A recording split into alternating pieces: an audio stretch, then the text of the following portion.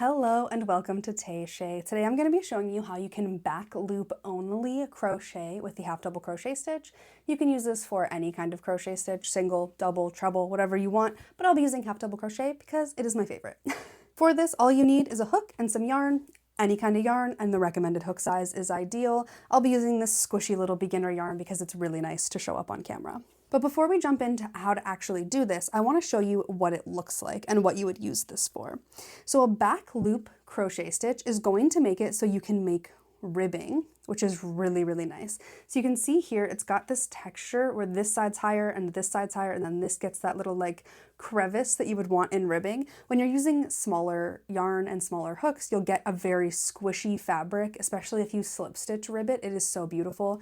So if you're ever making a sweater and you want to do the neckline or you want to do some like cuffs around the sleeves, that is what you would use, and it makes this just beautiful fabric that you'll fall in love with.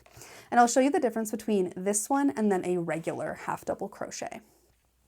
So you can see here, the regular half double crochet is just kind of flat. It's just going to sit nicely and you get that one little line of diagonal stitches in the middle. And this is great for working flat projects. You can see the difference here is that little line of all of those little diagonal stitches is it's going to pop out and just make it look so much more interesting.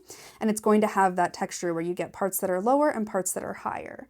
So we saw on this side, we had these two sections that are higher and this one's lower. When you flip it over, it is going to be the opposite where that one's higher.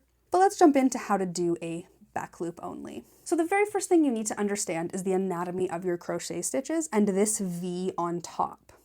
So the top of every single crochet stitch, it doesn't matter which one, is going to have a V at the top of it.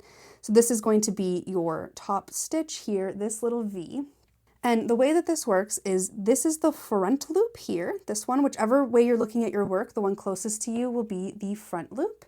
And this back here, the one furthest away from you, will be your back loop. So instead of working through both of these loops at the same time, for a back loop only, you're going to just work into this back one. And this might feel a little bit weird at first, but you'll be able to get used to it pretty quickly. So let's get rid of this little stitch marker and we will start the next row of back loop only. And we're going to be working in half double crochet. So we'll do our chain one and turn our work. And we can just take a look here. So we've got the loop on our hook. The first part here, this is our chain one, so we're not going to work into that, but we're going to be working into this spot right here and going through just that back loop. Now, when you're looking directly at your work, you're going to see this kind of twisty, almost like a wave line here. And sometimes when you're looking at that, it can convince you that the front loop is actually the back loop because you can see that there's a V there as well.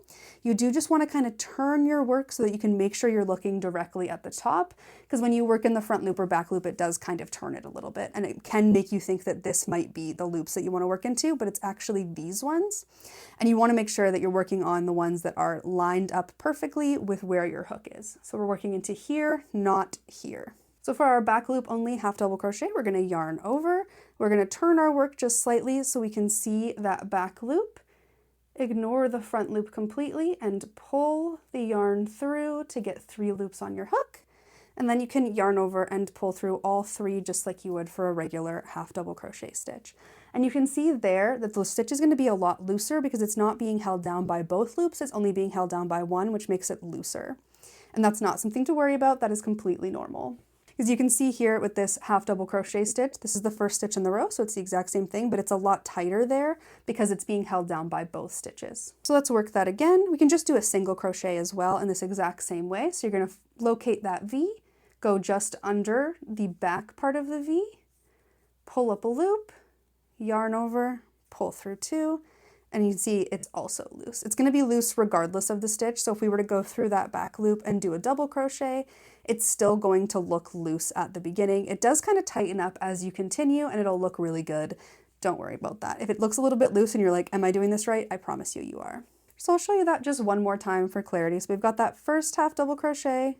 We're going to yarn over, locate that V, go into just the loop that's farthest away from us and finish the stitch. You can do it again, just the one that's farthest away for the back loop and finish your stitch. And that's going to give you this ribbed texture. And you can see here that these two are higher and then this one's going to be behind that one because you're only working in the back loop, so that front loop is going to push it backwards. It's actually a beautiful fabric when you finally figure out how to work it. It is so easy to do, and it is just, honestly, you can get into a great flow state with things like this in crochet and then kind of fall in love with making ribbing with the back loop only technique. It's one of those things that a lot of people love to do. But that is how you back loop only crochet. I really hope that you enjoyed this video. If you did and found it helpful, subscribe to the channel. I post a lot of content about crochet beginner tutorials, and I really love sharing my favorite craft and being able to teach people how to do it because it's brought me a lot of joy. But yeah, if you enjoyed this video, give it a thumbs up, and I hope you're having a wonderful day.